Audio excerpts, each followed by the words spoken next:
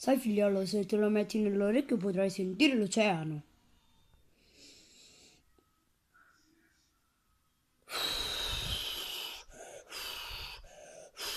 No!